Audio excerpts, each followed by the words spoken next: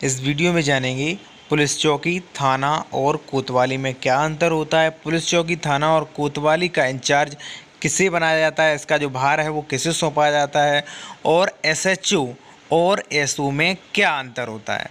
तो चलिए दोस्तों वीडियो शुरू करते हैं। इससे पहले आपसे प्लीज़ रिक्वेस्ट है कि हमारे दूसरे चैनल को ज़रूर सब्सक्राइब करें। उस चैनल की लिंक जो है मैंने आई बटन में दे रखी है और वीडियो की डिस्क्रिप्शन में आपको मेरे दूसरे चैनल की लिंक मिल जाएगी। उस चैनल में आपको जॉब्स और कैरियर के बारे में जानकारी मिलेगी, जो भी जॉब्स हैं उनके बारे में आपको जानकारी मिलेगी। तो दोस्तों आपसे प्लीज़ रिक्वेस्ट है कि चैनल को जरूर सब्सक्राइब करें। आते हैं अपने टॉपिक पर। सबसे पहले बात करेंगे सबसे छोटी इकाई के बारे में, पुलिस चौकी के बारे में। देखिए, पुलिस चौकी का आपने नाम भी सुना होगा और पुलिस चौकियाँ आपने देखी भी होंगी। अगर आपने पुलिस चौकी देखी है तो मैं आपको बता दूं कि पुलिस चौकियाँ जो होती हैं वो अधिक बड़ी नहीं होती हैं और ना ही उनमें अधिक पुलिस प्रशासन जो होता है, ना ही उसमें अधिक पुलिस प्रशासन की संख्या होती है। देखिए, बात आती है कि भाई पुलिस चौकियाँ जो होती हैं इनकी ज़रूरत क्या है, ये क्यों बनाई जाती हैं। तो सबसे पहले मैं आपको बता दूं कि पुलिस चौकियों का जो कार्य होता है वो होता है जनता की सुविधा के लिए। जैसे मान लीजिए आपका कोई ग्रामीण क्षेत्र है, या मान लीजिए आप ऐसे क्षेत्र में रहते हैं जहां पर थाना दूर है, तो आपके क्षेत्र में पुलिस चौकी का होना आवश्यक होता है।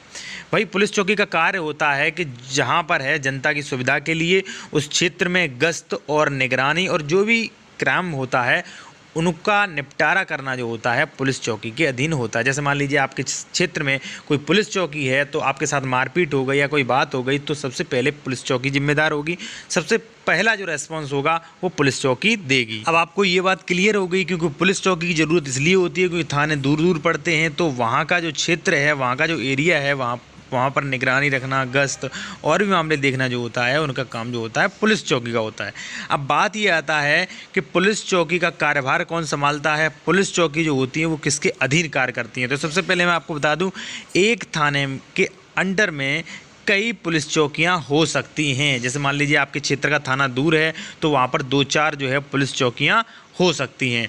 देखिए, उन चौकियों को दिशा निर्देशित जो है वो एसओ या एसएचओ द्वारा किया जाएगा। उन जो भी चौकियां हैं उनका नेतृत्व जो है वो थाने का, जिस थाने में वो पड़ती हैं उस थाने का एसओ या एसएचओ करता है। अगला क्वेश्चन है कि चौकी का इंचार्ज कौन बनाया जा सकता है। तो सबसे पहले मैं आपको बता दूं, चौकी इंचार्ज जो है वो एसओ या एसएचओ रैंक का अधिकारी चौकी इंचार्ज कभी नहीं बनाया जाएगा। ठीक है, तो चौकी इंचार्ज जो होता है वो सब इंस्पेक्टर को चौकी इंचार्ज बनाया जाता है। ठीक, अब बात आती है कि भाई कई लोगों ने क्वेश्चन किया क्या चौकियों पर एफआईआर दर्ज करा सकते हैं। तो सबसे पहले मैं आपको बता दूं कि चौकियाँ जो भी पुलिस चौकियाँ जो होती हैं वो कानूनी रूप से एफआईआर लिखने के लिए और मामले को जांच करने के लिए अधिकृत नहीं की गई होती हैं। ठीक है, अगर मान लीजिए फिर भी आप चौकी जाते हैं तो वहां पर चौकी जो भी सब इंस्पेक्टर है वो आपकी एफआईआर लिख सकता है और आपकी जो भी एफआईआर लिखेगा उसको पंजीकरण करने के लिए उसे थाने में ही उस एफआईआर को भेजना पड़ेगा। उस एफआईआर जो है,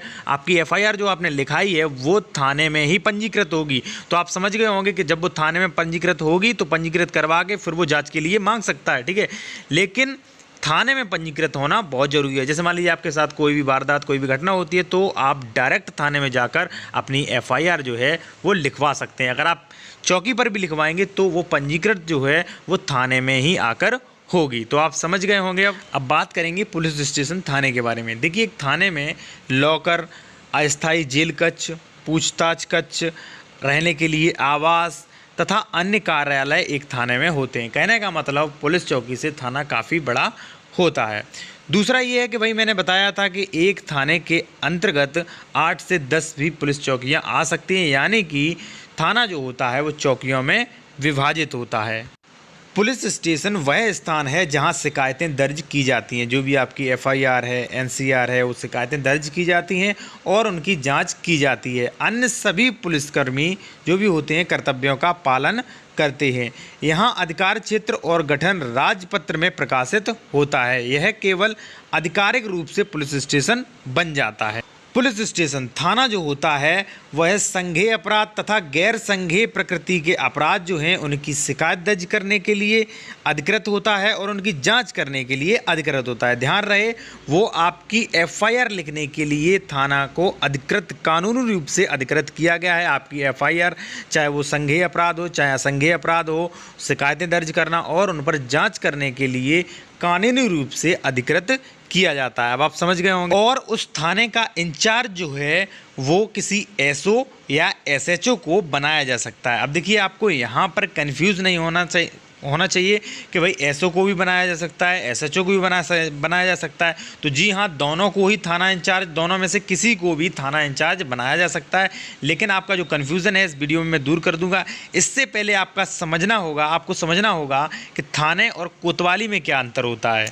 देखिए, सबसे पहले मैं आपको बता दूं कि थाने के अंतर्गत, यानी कि थाने के अंतर्गत जो है वो कई पुलिस चौकियां आती हैं। उसी तरह कोतवाली के अंतर्गत भी कई पुलिस चौकियां आती हैं। देखिए, कोतवाली और थाना जो होता है, तो थाने से कोतवाली जो है वो बड़ा माना जाता है, कोतवाली को अधिक महत्व माना जाता है। उसे मेन पुलिस स्टेशन भी, कोतवाली को हम मेन पुलिस स्टेशन भी कह सकते हैं।